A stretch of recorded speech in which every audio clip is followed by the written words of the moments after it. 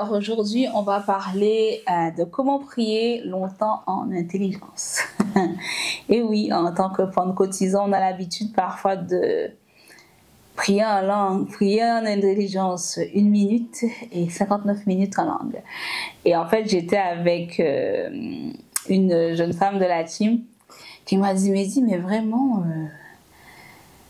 toi, tu arrives à prier longtemps en intelligence, hein? Tu peux prier 1 heure, 1h30 en intelligence. Tu vas parler en langue 2 secondes à droite, 2 secondes à gauche, mais tu peux prier en langue et en intelligence. Comment tu fais en fait?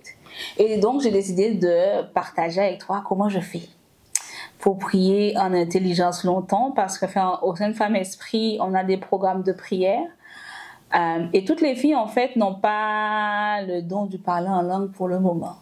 Donc, du coup, prier en langue pendant 1 heure, elles sont larguées en fait, et c'est pas, je pense que c'est pas la façon de traiter des personnes. Il faut pouvoir, non seulement pour elles, mais surtout pour Dieu et pour nous, être assez fertile intérieurement pour pouvoir parler avec Dieu en intelligence pendant 1 heure ou 2 sans se fatiguer et sans être à court de mots. Donc comment je fais pour prier en intelligence, en fait, c'est assez simple. Alors, je préviens, le Seigneur m'a fait la grâce d'avoir le don de parler en langue. Et donc, du coup, je peux parler en langue 1 heure ou 2 heures aussi, au choix. Je peux faire en langue, je peux faire en intelligence, je peux faire les deux. C'est pas un problème. Mais je peux...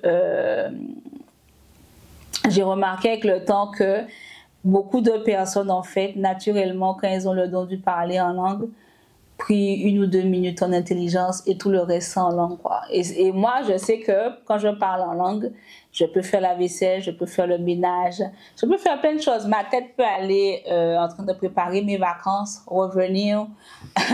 Voilà, quoi. Mon intelligence est vraiment stérile. Tandis que quand je prie en intelligence, je suis pleinement concentrée sur la personne de Dieu parce que je dois trouver ce que je dois dire en fait.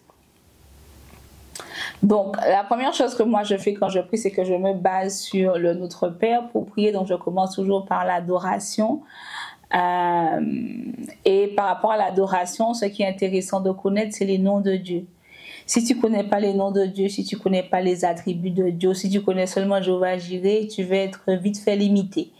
Donc, ça demande quand même en tant que personne d'avoir la connaissance des noms de Dieu, de s'intéresser à Dieu, d'étudier sa parole. Ça donne aussi de la matière quand il s'agit de prier.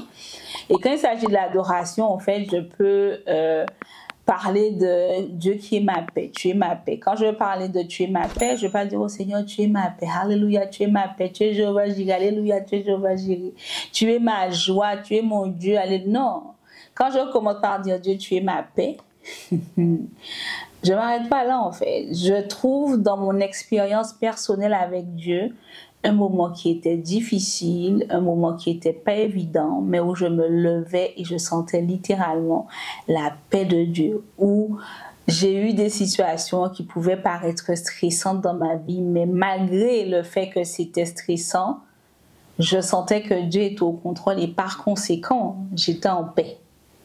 Donc du coup, quand je me rappelle ces moments-là, tout de suite, je vais trouver des raisons d'adorer, de louer, de rendre grâce à Dieu pour la paix qui dépasse toute intelligence qu'il m'a donnée à toutes ces occasions-là.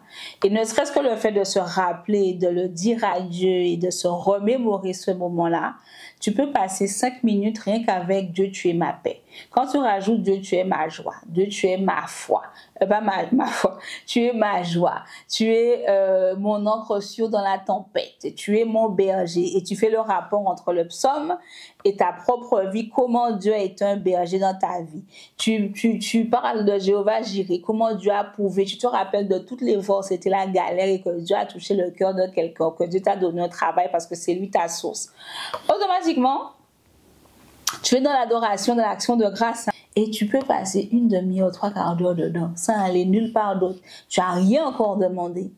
Tu as simplement rendu grâce et adoré Dieu pour ce qu'il est et de la façon dont son identité, dont ses attributs s'est révélé et est devenu une expérience personnelle pour toi.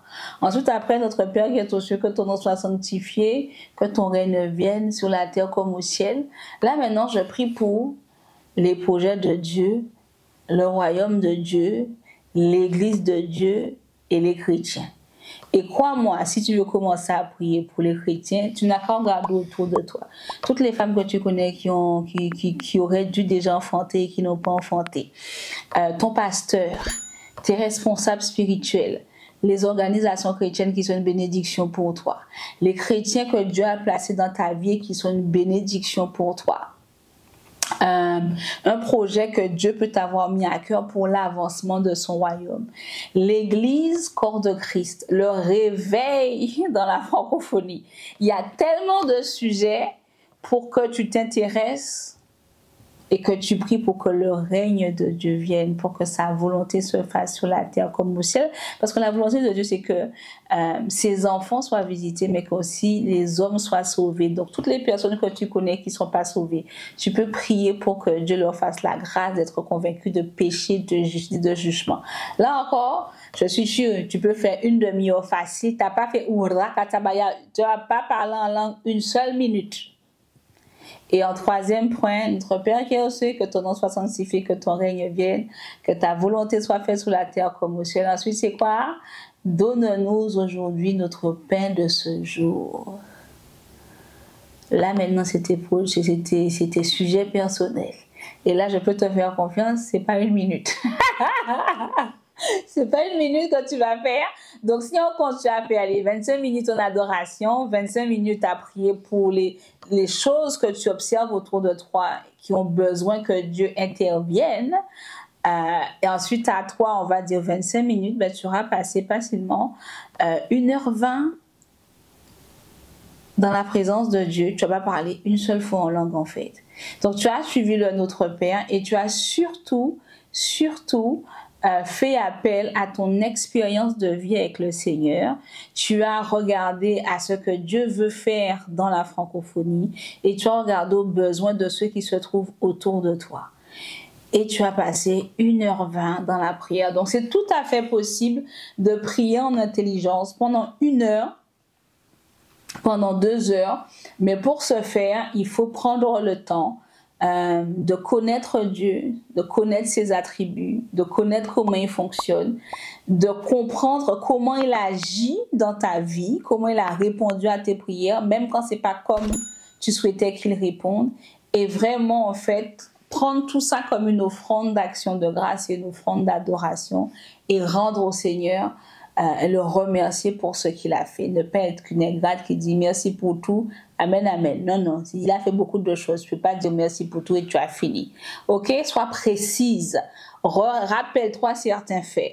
Et quand tu fais ça tous les jours, franchement, tu vas te rendre compte que tu ne peux pas déprimer, que tu ne peux pas te soucier, parce que la vérité, tu vas être extrêmement consciente que le Dieu que tu sais, il est fidèle, qu'il prend soin de toi en fait et qu'il est bon. Et donc du coup, même ta perspective et ta relation avec Dieu vont s'approfondir. Et un bonus pour celles qui prient en langue, fais la même chose en fait quand tu pries en langue. Suis le même process. Dans ton esprit, qu'il ne soit pas stérile, qu'il adore Dieu, pendant que le Saint-Esprit utilise ta bouche pour prier et qu'il dit des mystères qu'on ne connaît pas. D'accord? Ne sois pas en train de penser au repas de lundi, mardi, mercredi, aller chercher les enfants. Non. Implique-toi intellectuellement, même quand tu pries en langue, pour que du coup, en fait, tu finisses par faire un avec le Saint-Esprit en intelligence dans ta tête et en langue par ta bouche. Amen. J'espère que la vidéo du jour t'aura béni.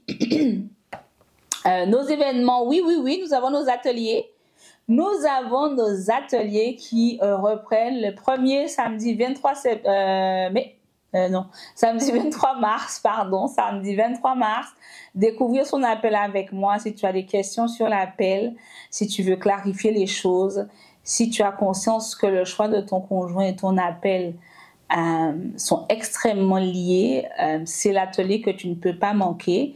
Au moment où je fais cette vidéo, il reste 7 places sur 10 places. Et le deuxième atelier que nous avons l'après-midi, guérir des blessures émotionnelles avec notre psychologue internationale Geneviève.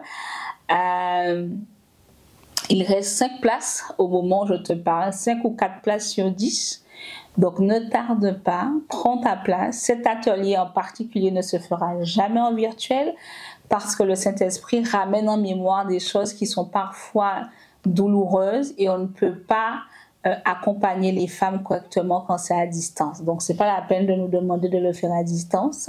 Il faut venir sur Paris si tu es en province et que tu sais qu'il y a des choses que tu as vécues et qui nécessitent que tu aies des réponses afin que le Saint-Esprit puisse t'aider à guérir ou à commencer le travail de guérison intérieure. Amen. Donc, prenez vos places. Ne ratez pas les premiers ateliers de l'année. Sur ces thématiques-là, ce sera peut-être le seul, puisqu'on a notre conférence le samedi 24 août 2024 et que spirituellement et en termes de temps et de travail, c'est beaucoup de pouvoir organiser ça. Donc, c'est pas sûr qu'on double les thématiques des ateliers. Donc, ne dis pas qu'il y aura un prochain atelier, tu vas prendre ta place. Débrouille-toi, viens à Paris, ok? Viens à Paris ou alors prends ta place si tu es à Paris et organise-toi pour que le samedi 23 mars, tu sois avec nous au lieu dédié pour l'atelier. Il y aura une pause gourmande le matin, pause gourmande l'après-midi. Si tu restes la journée avec nous, le repas du midi offert et il y a bien sûr des goodies bags pour toi. Donc voilà, au samedi 23 mars pour celles qui viendront à l'atelier et à la semaine prochaine pour toi qui me regardes sur YouTube. Sois béni et que Dieu te bénisse au-delà de tes espérances les plus folles, femme esprit. Bye bye!